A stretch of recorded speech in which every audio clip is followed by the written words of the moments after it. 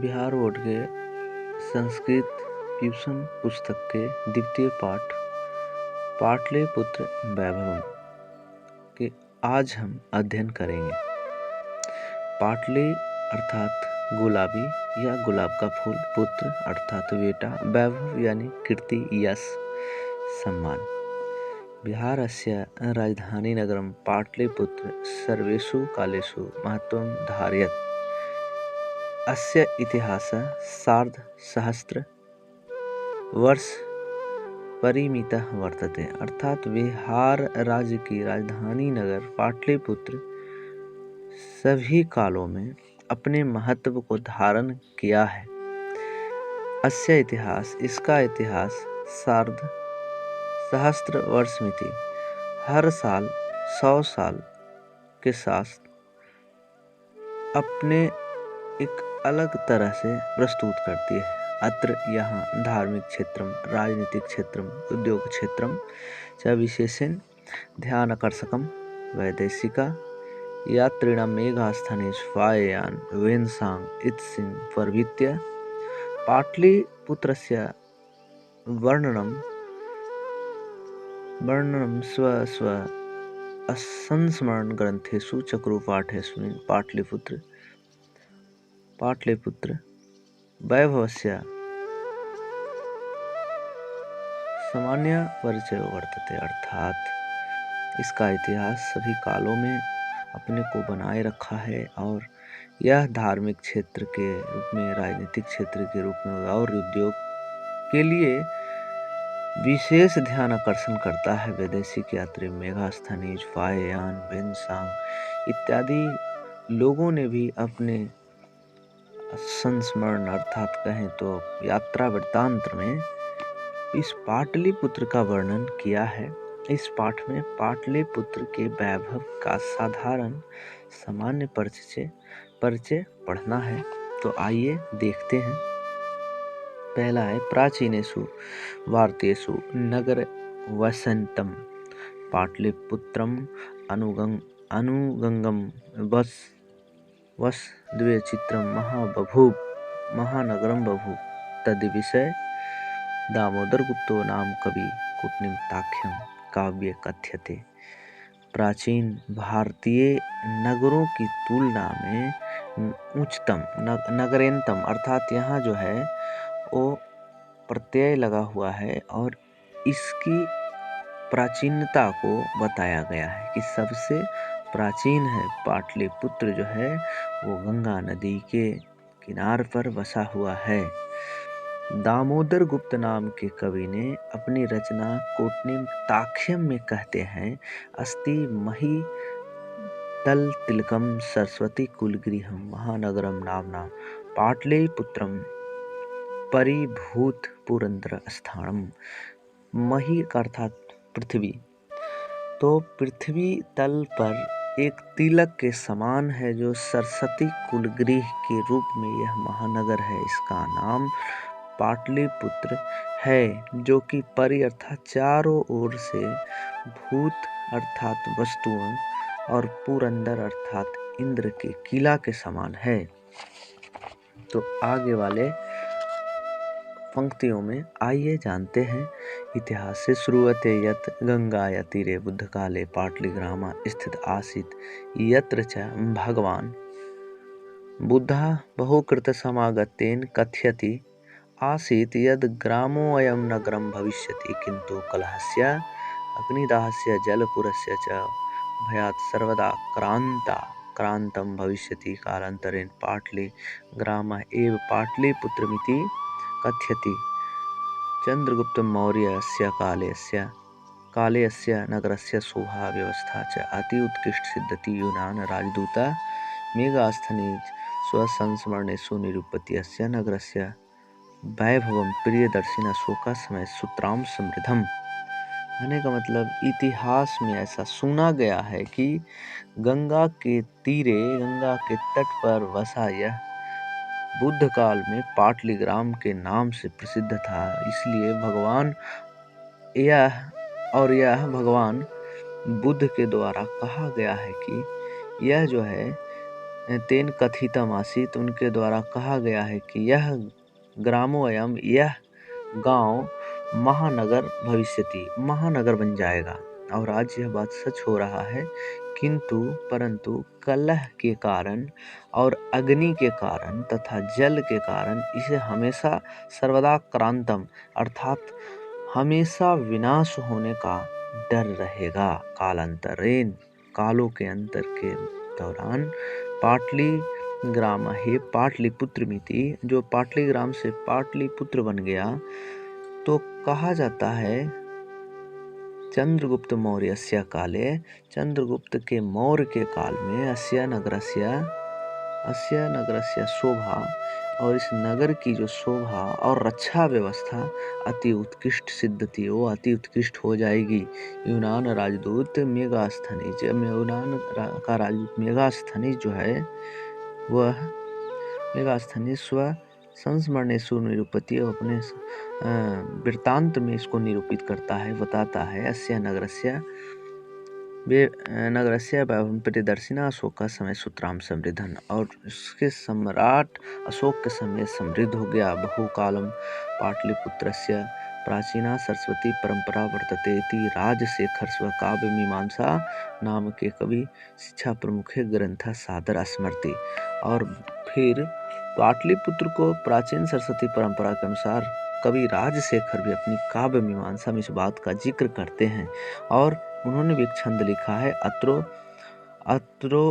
अत्रोपवर्षामि पाणिनि पिंगलाभि व्याड़ी वर रुचि पतंजलि परिचिता ख्यातिम उपजगम। कहने का मतलब वही बात इन्होंने भी बताया है कि पाणिनि के अष्टाध्यायी में भी इस चीज का जिक्र मिलता है कि यह जो नगर है वो अपनी ख्याति को आगे बढ़ाता रहेगा। कतिपयेषु प्राचीन ग्रंथेषु पुराण विधिषु पाटलिपुत्रस्य नामान्तरं पुष्पुर कुसुमपुर वा प्राप्यते। अनेन ज्ञायते यत् नगरस्य समीपं पुष्पाणां बहुलोत्पादनं भवति। अत्र पाटलिपुत्रमिति शब्दोऽपि पाटलपुष्पाणां पुत्तलिकारचनाम् आश्रित्य प्रचलति। शरत्काले नगरे अस्मिन् कौमुदी महोत्सव इति महान् समारोहः गुप्तवंश शासनकाले अति प्रचलितः। तत्र सर्वे जनाः आनन्दमग्नाः बभूवुः। संप्रति दुर्गा पूजा अवसरे तादृश एव समारोह दृश्यते। तो कहा जाता है कि प्राचीन ग्रंथों में पाटलिपुत्र के बारे में बताया, इसका नाम अंतर हो करके कुसुमपुर से पुष्पपुर हुआ और उस तरह से बदलते रहा। यह अनेन ज्ञायते से पता चलता है कि नगरों के समीप, यह नगर अर्थात जो पटना शहर है, इसके समीप बहुत बड़ी मात्रा में फूलों की खेती होती होगी। पाटलिपुत्र शब्द जो है पाटल पुष्पानाम की वजह से ही हुआ। पुतलिकार रचनाम आश्रित प्रचलित, इसी कारण से प्रचलित। शरद काल में अर्थात जाड़े के मौसम में इस नगर में कौमुदी महोत्सव होता था, जो गुप्त वंश शासन काल से प्रचलित था। यहाँ सभी लोग आनंदित रहते थे। दुर्गा पूजा अवसरे यही समारोह, कहने का मतलब दुर्गा पूजा के समय भी ऐसा ही समारोह देखने को मिलता था। वह तो आज भी है कि करोड़ों रुपया लगाकर दुर्गा पूजा में पंडाल बनाई जाती है। दुर्गा पूजा बंगाल, नेपाल और बिहार, ये 3 जगह बहुत धूमधाम से मनाए जाते हैं। तो आगे है अगले वाले में काल चक्रावसाद। यद्यपि मध्यकाले पाटलिपुत्रम वर्ष सहस्त्र परिमित जीर्णाम ताम्र बभूव, तस्य संकेत अनेकेषु साहित्य ग्रंथेषु मुद्रा राक्षत लभ्यते। मुगल काले अस्य नगरस्य समुद्धारो जात। आंग्ल शासन काले च पाटलिपुत्रस्य सूत्रां समृद्धो जात। नगर मध्यकाले ये पाटलिपट्टना नेति नामना प्रसिद्धम। अयं शब्द पतन मिति शब्दात् निर्गत। नगरस्य पालिका देवी पट्टन देवी अद्यापि पूज्यते। सम्प्रति पाटलिपुत्रम पट्टनानां नगरम् अति विशालं वर्तते। नगरस्य राजधानी नगरं च आसीत्। अनुदिनं नगरस्य विस्तारः भवति। अस्य उत्तरदिशि गंगा नदी प्रवहति। तस्य उपरि गांधीर सेतु एशिया महादेशस्य दीर्घतम सेतु, कैच रेलयान सेतु निर्मीयमानो वर्तते। नगरे अस्मिन् उत्कृष्ट संग्रहालय, उच्च न्यायालय, सचिवालय, गोलगृह, तारामंडल, जैविक उद्यान, मौर्यकालिक अवशेष, महावीर मंदिरम इति दर्शनीयाः सन्ति। प्राचीन पटनानगरे सिखसम्प्रदायस्य पूजनीय स्थलं, दशम गुरु गोविन्दसिंहस्य जन्मस्थानं गुरुनेति नाम्ना प्रसिद्धं वर्तते। तत्र देशस्य स्थानस्य तीर्थयात्रिन् दर्शनार्थायन्ति। और फिर है